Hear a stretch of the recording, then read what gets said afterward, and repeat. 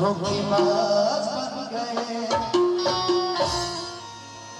कोई नहीं इस दुनिया में दिल जिसने अपना तोड़ा नहीं, हमें गैरों ने भी लूटा है और अपनों ने भी छोड़ा नहीं। हम लोगों के लिए तो सवाद बन गए, धोखेबाजों में रह रहे धोखेबाज बन गए। अच्छा बोलती हूँ मैं आपसे कि किसी से भी प्यार कीजिए सोच समझ के कीजिए, किसी को भी दिल दिए तो सोच समझ के कीजिए, क्योंकि किसी को दिल दिया सोचना जरूरी है। किसी को दिल दिया सोचना जरूरी है। किसी को दिल दिया जाए सोचना जरूरी है। किसी को दिल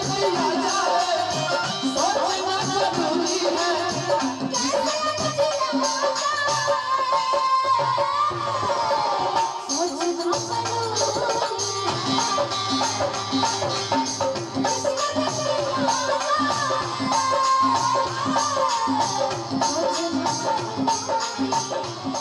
लेकिन आई फरमाइश है बड़ा प्यारा गाना के कि धोते हल्ला फसा हर गाँव से नहाएंगे। एगो लड़का एगो लड़की से प्यार करे बा ना, लड़का प्यार में गद्दारी करते ना लड़कवा करता। गार्जियन द्वारा हो गई बा, लड़की आई बन ये बताओ कितना गरम है कहे इतना गरम है बताओ हमरा के छूट से कितना ठंडा है। ये सब जानते हैं हर चीज लेकिन रहता कि सैया के साथ अपना अरे हो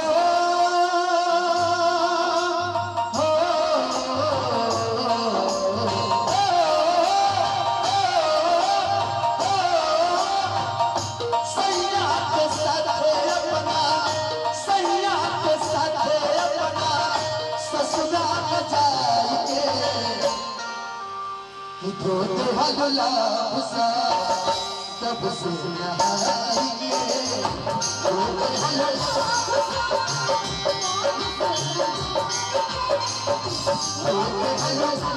फसा तब से नहाएंगे। सैया के साथ अपना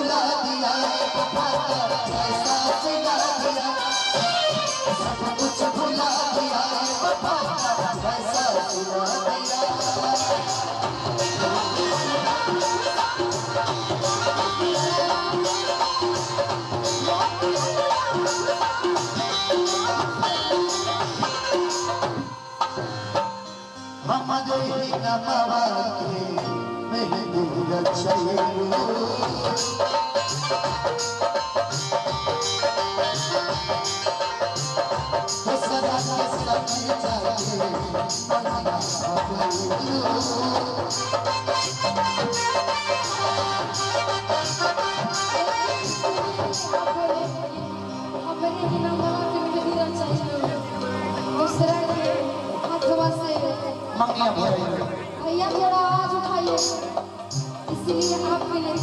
जी चांद तारों में नजर आए चेहरा तेरा, चांद तारों में नजर आए चेहरा तेरा, जब से मेरे दिल में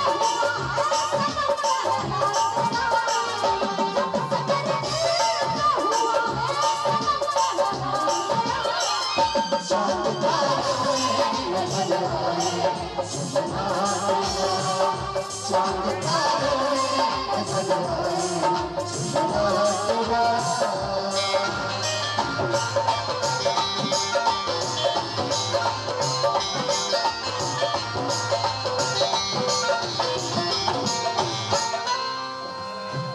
हमारे ही न बाबा के मैं तेरा चाहिए सदा के साथ जाते ममिया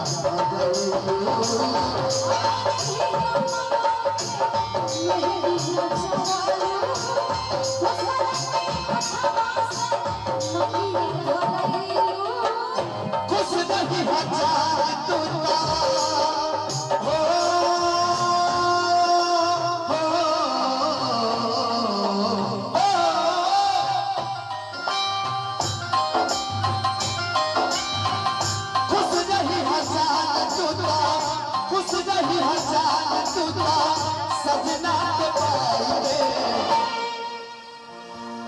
आखिर बतावा हमारा प्यार में का करेगा कि धोते हल्ला सा अब से नहाइए धोते हल्ला सा अब से नहाइए